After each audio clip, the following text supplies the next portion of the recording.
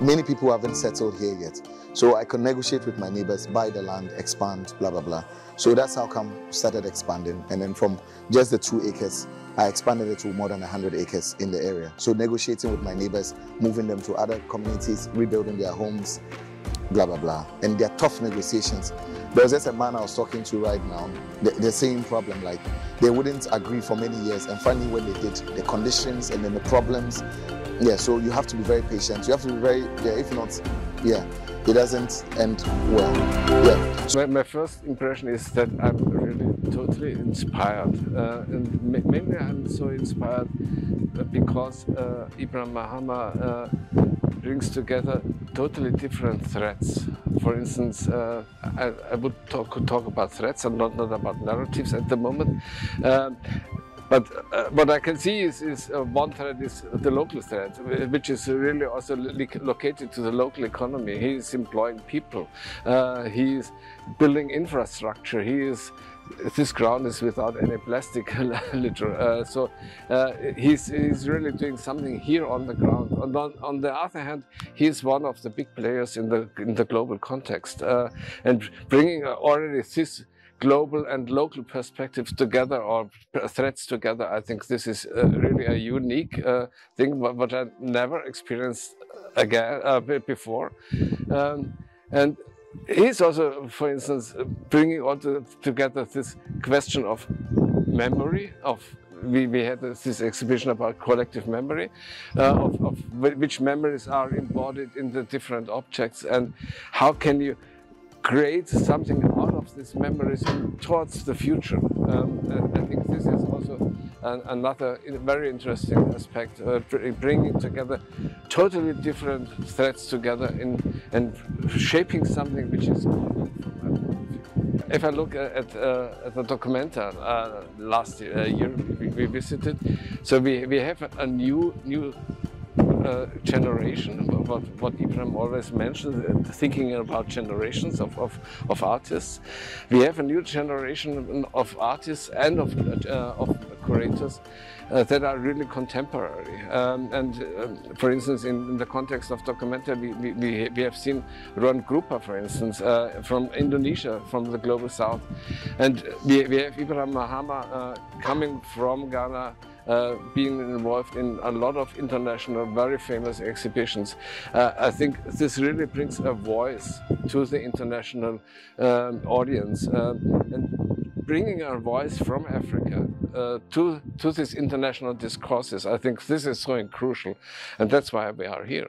Because it is a unique voice, and if this voice wouldn't be articulated, something would be missed in this international discourse. So we have to rely on this African voice. That's why I think it is really unique. Thank you. I'm really impressed by the monumentality of that whole area. And if it's monumental, it's not just monumental in that idea of being big-sized and huge, and everything is quite, well, there are airplanes, there are trains, so it's not just little artificial objects, but it's really huge, massive objects which are assembled here. But it's also a place, it's a monument in itself. So Ibrahim Mahama created something unique in many aspects, but to express this idea of a monument with monumental objects, that's quite, I think this is what I was first really impressed by. Yeah. And then there are so many well, aspects which are very striking to me. For example, that the train is from Kassel. It was constructed in Kassel, and it was Kassel where we met last year. But the firma Henschel is a famous fabric for machines and tools, and well, that it was quite impressive. So the paintings or prints there with those working people wearing the numbers tattooed on their arm for German people, these are very, very strong pictures. So they strike us very deeply, because this was what all the prisoners in concentration camps had to suffer. They were just numbers tattooed on their arm, and this is a very strong metaphor. So there are so many things we can discover and find, even in details in this place, a place which is very strong and big impressions, but also in very subtle details. I want to talk more about the space itself, and then, I've heard about this space for a while. I've seen images of it. I've visited the website to see a few things about it, but coming here in person, I'm having some other views about it. And my first view is that this is not even something which is material to me, even though we are seeing a lot of things, structures already. But I see this more as a dream, because if you listen to Ibrahim Mahama, the more you listen to him, the bigger, you see in terms of the kind of dreams he has for arts education in Ghana. Obviously, this is going to contribute a lot to the development of art in Ghana, especially now that we are looking at art from the point of, moving away from colonial kind of training into a kind of art creation that allow people to express themselves freely. I believe structures and spaces of this nature are going to support that viewpoint. And this is an idea which is coming from, somewhere, from experiences from his training, from his professors, past professors, and so on. It's a kind of transformative ideas that have built up over the years. And that is why I see this more of a dream, and for which reason I will actually hope that the entire dream, comes to reality. Because as you went around, you see so many other things are here to be done. And so it's a dream which is going to really support the teaching and learning of art education in Ghana. And so talking about dream and knowing the background of some of the issues surrounding, having the background of some of the dreams surrounding ideas of this nature, I also, if I have any suggestion for Mr. Mahama, I will suggest that he also thinks about sustainability, how this idea is going to be sustained, because many such ideas have been mooted, over the years, not exactly in the same manner, but then most of the time, as soon as after some time, a period of time, realize that we are not seeing them again. And so I will really suggest that he looked into how these ideas are going to be sustained, and by working with the right institutions, by connecting with the right institutions in the country to ensure that it's completed and its continuity is also ensured. It's very difficult to try and succinctly explain things when one is confronted with the enormity of experience, of history, of narratives that are presented at the moment. And I find it intriguing that Ibrahim has actually taken discarded elements from educational settings, and he's rekindled that into different matters and different objects and different viewing spaces back into education. So there's a cyclic nature in which Ibrahim seems to be working, and he touches on so many elements that affect us all, whether it's the ecology, whether it is sustainability, whether it is a historic matter, whether it's human matter, and he curates this within different spaces in ways that are unique, which enable one to suddenly have an aha moment. in how we actually visualize what he has been looking at and how we look at that through our own experiences and our own cultivated knowledge. So for me, when I look at this, this is just the beginning of a very, very, very long journey that extends further than Ibrahim. And as he collates and assimilates all of these experiences and histories that are so marked in every object that he brings in, it just adds to the enormity of how we have to carry our past alongside us today. That parallel journey of the past actually creates us into who we are today. So it's important for us as viewers, as artists, as persons involved in history, who actually see the viability of what he's doing and are supportive of what he's doing in every way possible. Because it's a language that he's speaking that we understand. And it is language that communicates.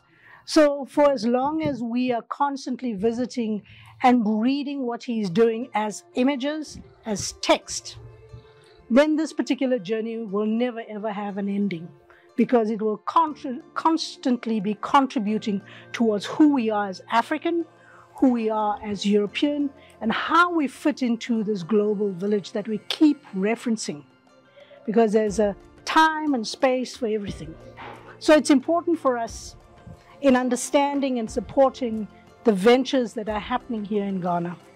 And again, it's a Ghanaian, it's an African space that we are proud of. Thank you. For me, my personal view as an art educator who comes from primary school, I was overwhelmed by two aspects, I think. The first aspect is, he mentioned the textbook for primary schools here in Ghana, and his work with the basket, the wooden things here. This is displayed really in this textbook for Ghanaian primary school pupils. And I think what impressed me most was the aspect that Ghanaian pupils can come here to that space and explore these works made by an internationally known artist who feels a certain responsibility for his country. He doesn't simply leave and go to some place else, but he feels strongly connected to Ghana and wants to establish a place where Ghanaian pupils, Ghanaian people, and also us from different countries can come. And the second key aspect, what impressed me was the aspect of sharing that experience, sharing his art by building these residency apartments, buildings, where he invites people to come and to share that experience. And especially that he told us about the frescoes from far northern, from the far northern part of Ghana. That impressed me a bit because he combines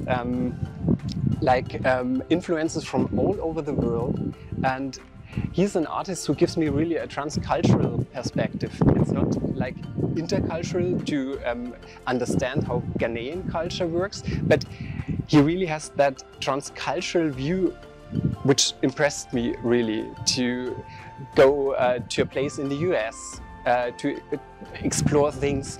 And also his work, his artistic work is really based on a personal archive. He creates personal archives and he makes art out of that. And that is really what I take with me as an idea, and it's a really strong idea.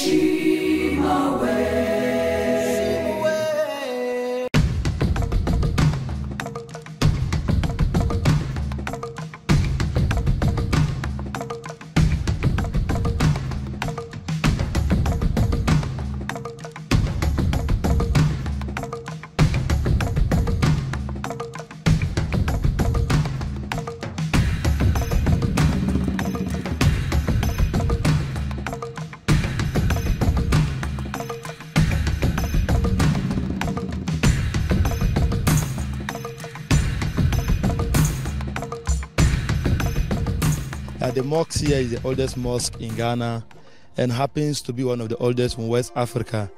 The record of this building was somewhere 1421.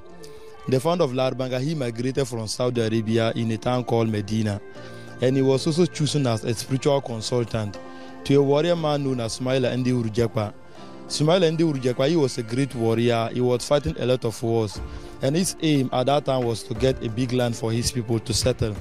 And the first settlement the founder of Larbanga was happening to stay here is where we have the Mystic Stone. That is half kilometer away from the community here. He was there making all his prayers, but having the mind and the intention of building something like accommodation or a place of worship. But when you get to the site of the Mystic Stone, the land there is not stable like this geographically. And something like this mosque could not be put up there at that time. But then he was also working with a spear. He promised that he's going to throw the spear. Wherever it has got landed will be his final settlement. So he stood on the Mystic Stone, then he threw the spear highly to the sky. The next day when he traced it up, the spear was found in this black portion you can see. That is the foundation, which was naturally there. But there was nothing to indicate or show that people settled here before. When he was going around his spiritual affairs, there was a booklet found, written in Arabic form. He took it, he read it, and it was telling him that is where God has chosen for him to settle.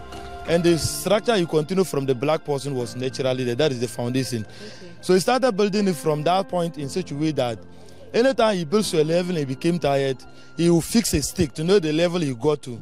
But the next day he will come and continue the building. The mosque increases spiritually. And after it was being completed, there was only one door to the mosque called the Chief Imam door. And when the community became a little bit developed, they opened traditional doors, making 4.